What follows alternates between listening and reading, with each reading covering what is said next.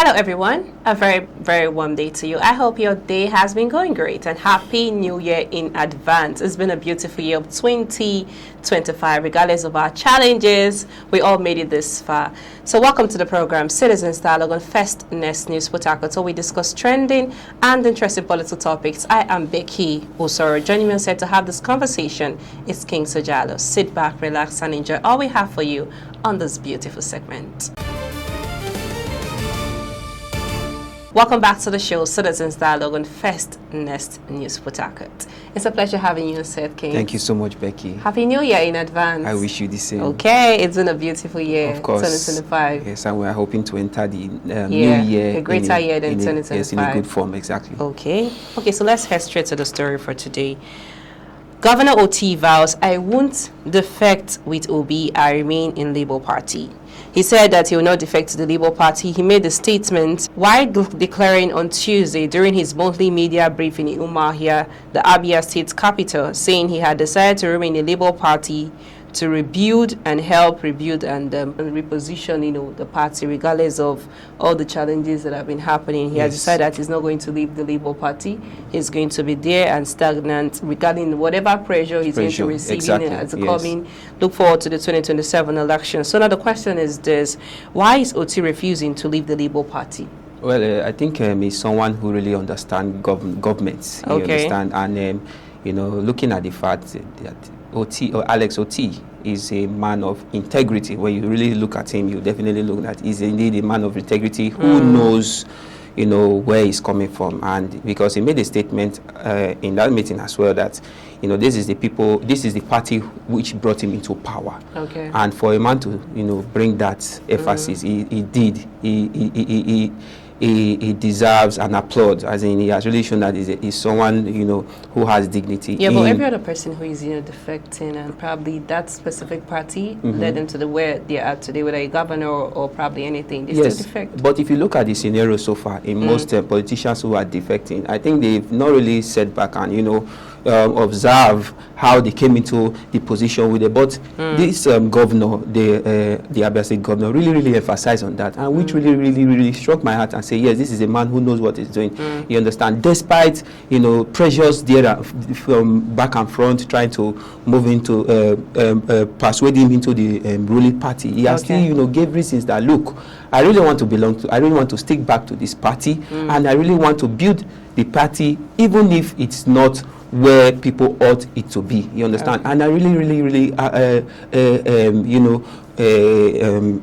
applaud. I really give kudos to such a governor. He has really spoken well in that aspect. And in this regard, it won't be fair, when other ruling oppositions try to, how will I put it, try to interrogate him because he is not trying to respond to some certain cause. Look at what is happening in Ekiti State currently in the news, where the INEC tried to stop the PDP from that is unfair. So it would be barbaric, it would be bad, it wouldn't be good if such a thing is being implemented, such action is being taken in to the governor of Abia State, if because of his refusal to join any ruling party or any opposition party, it shows that he really has the people in mind, and also the political party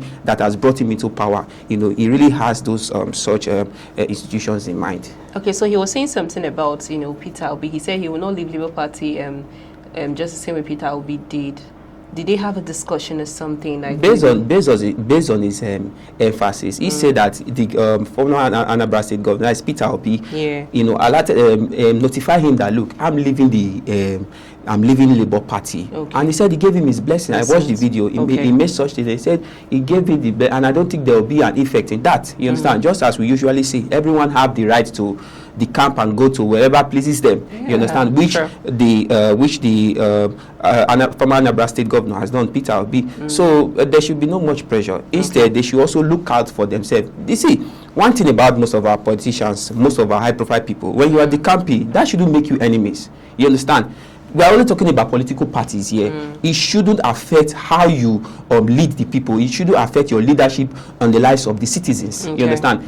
Going to political parties like a canopy which you dwell on that, or also take how will I put it now, where you can be able to rule. It's like a logo, let me put it that way, that you represent, that enables you to move politically. So it shouldn't affect your rulership. It should affect your mandate, being a governor or any position in the political system. So I think governors defecting and thereabout, they should also work in hand to hand in order to sustain the lives of Nigerians. So what does this mean for the Labour Party politically? The Labour Party, in this aspect, they shouldn't give up.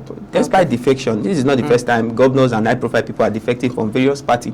They shouldn't give up. They should stick to what they have, and also try to recruit others who are interested, politically and having the minds of Nigeria positively, so that it will stand its grounds once more. There are other parties who don't even have as much as the Labour Party, but they are doing well. So this is not a time to lose hope, rather to also build yourself in the appropriate way. Thank you so much. So let's just look up to the second story. Yes. Wike said we won't repeat same mistake again in Rivers State. Former Rivers State Governor and Minister of the Federal Capital Territory, Nyesom Wike, has declared that the mistakes of the past will not be repeated as the state prepares for the 2027 general elections. Okay, now the question is, what do you think Wike means by saying they won't repeat? What mistake is he really talking about? Previous political crisis that happened in this issue, which was uncalled for. Okay. On a normal name, such things shouldn't have happened. When there should be an emergency like that, it should be maybe there is a serious crisis, but just in a political frame, they had to call for emergency ruling, which was very, very wrong. So I think that is where it's headed to. And on the long run, if you look at the situation of the FCT minister and the current governor, you will see, despite the decamping of the current governor, that is the life of Obara, you see that there are no still current alignment. So I think he is trying to look for someone who allegedly someone who will be like how would I put it, that when orders are being given, that should be that it should be taken without excuses. So I think that is what he's trying to emphasize. But on the long run, political institutions shouldn't be mandated just by one person. It's a long run for everybody, both the citizens and the leaders as well. So what impact could these have on political alignments in Rivers State? The impact is very simple. When the people, it depends on the people right now. Okay. You understand? We should look beyond godfatherism. Okay. That is one. And we should also look beyond whose mandate has really maybe what most people think is, he has done this in the past years, that in the past years. No, the past has gone. We should also look in the future, and also the future. We should also look in the lives of our upcoming generation. What would the actions would benefit them? You understand? So, what in this regard, the people as well should learn to take right decisions, despite who is promising them, despite the person that is trying to implement one or two activities in that state.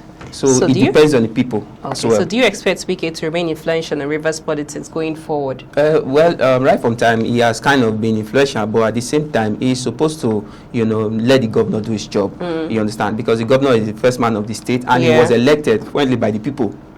So you trying to, show concerns. It should be hand in hand with the governor, not trying to come out inflation on your own, trying to give rules on a state where you once ruled, and also on a state that already has a governor. So I think we should do away with godfatherism and thereabout. The people should also recognize their own governor and take orders. Thank you so much. It's still the show, Citizens Dialogue on First Nest News Port Harcourt. I am Becky Usoro. Still here on set with me is King Sojalo.